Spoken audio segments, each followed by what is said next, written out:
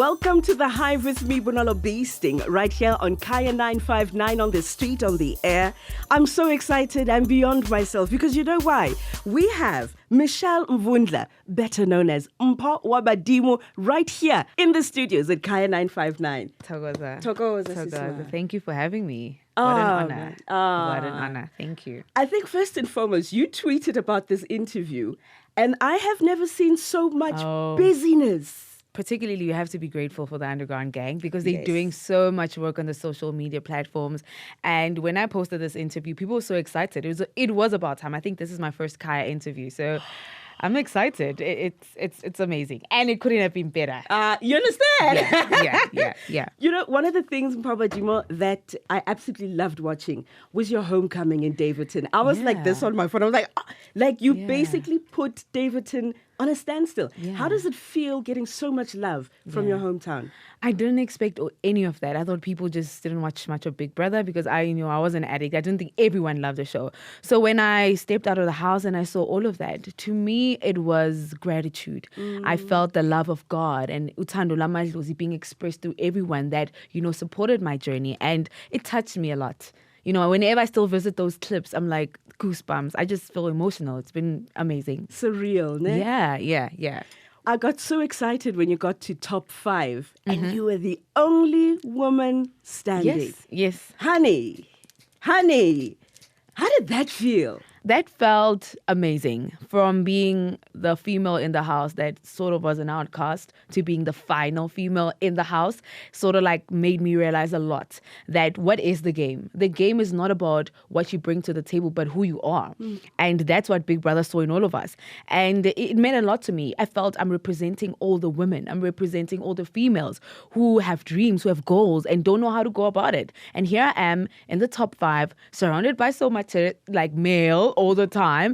And it was a learning curve for me. I always grew up in a house filled with men, so it was nothing new, just that I had to pick up after them. But it was amazing. I don't want to lie. I took that week with so much honor and I wore my crown like the queen that I am because I knew that, whether I win or I don't win, but this will go down in history. The only female in the top 5, season 3, Big Brother Mzansi. Oh, man. Now, you're just beyond a beautiful person from the inside and the outside. Thank you. You've been dubbed as the ambassador for the Underground Gang. Thank you. I think for a very long time in the world, our African spirituality has been given bad publicity. A lot. And I know that recently you had a beautiful celebration of Ancestors Day. How much does your African spirituality, nobuntu bakho, and acknowledging abantu basekhaya, how important is it to you?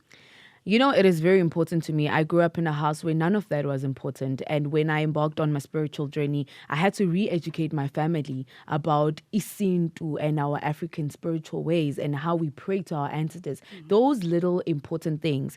And it has kept me grounded as a young person. I look at sometimes the people I grew up with and I look at myself and I'm like, I'm grateful I chose this path and it chose me. Because look at where I am today. I chose to listen and I chose to answer to my calling. And it gave me substance in life.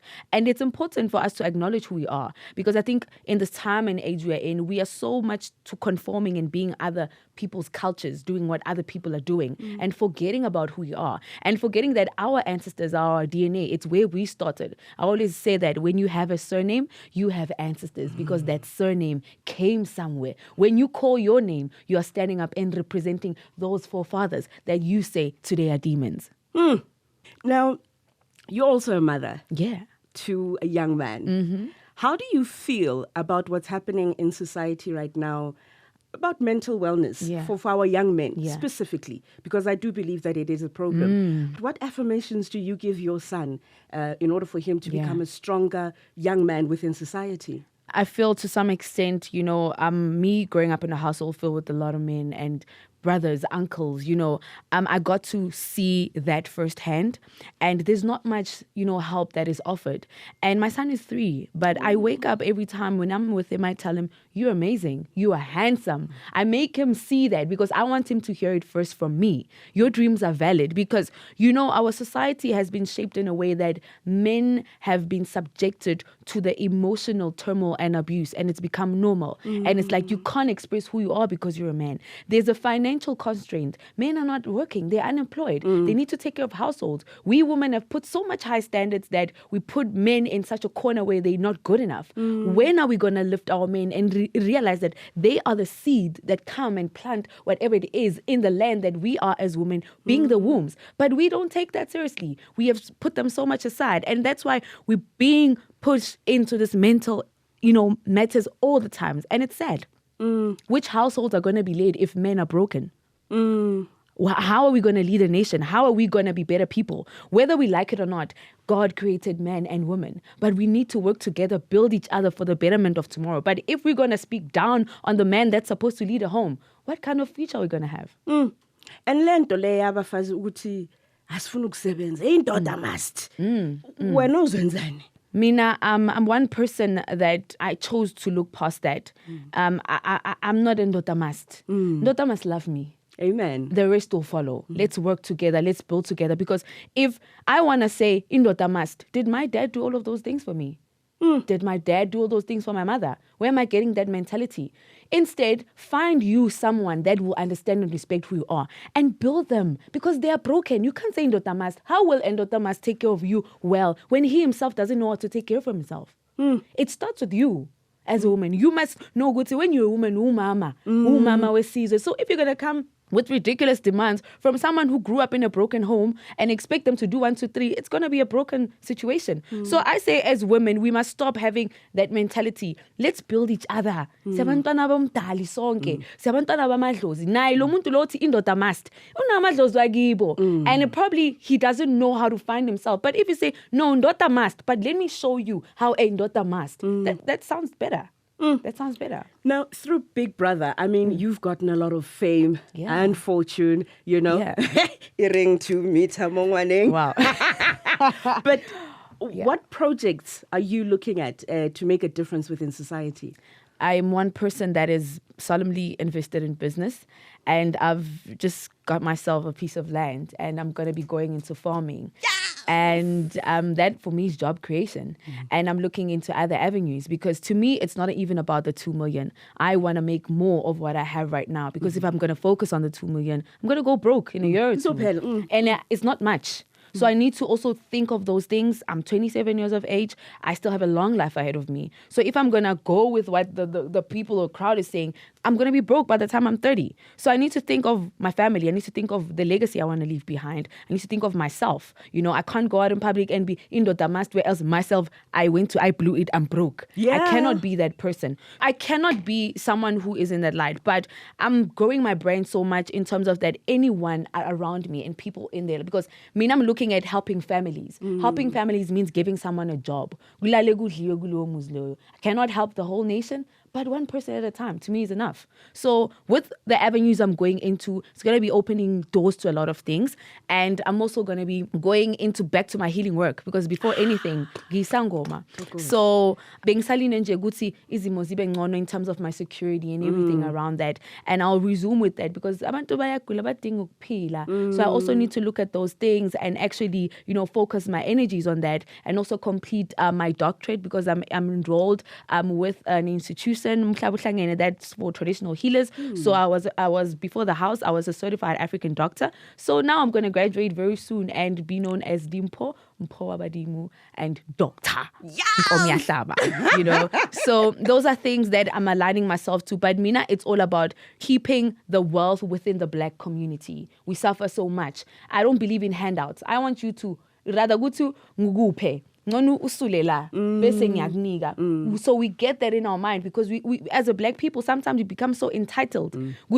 You must, or because you are my aunt, you must. No, let's work. Let's do something. If you can make tea for me, okay, let me give you 50 rand for making tea for me. Rather, good thing keep it, because it was not Tokos. Lastly, my sister, your message to everyone. I think with you, it's not even South African, it's international. Yeah. Your message to the youth out there in the difficult situations that we're in, as we're talking about the unemployment rate that is happening, the amount of, it's just dark, Very. What's your message of hope to those that are proper underground gang followers of MphoWaBadimo?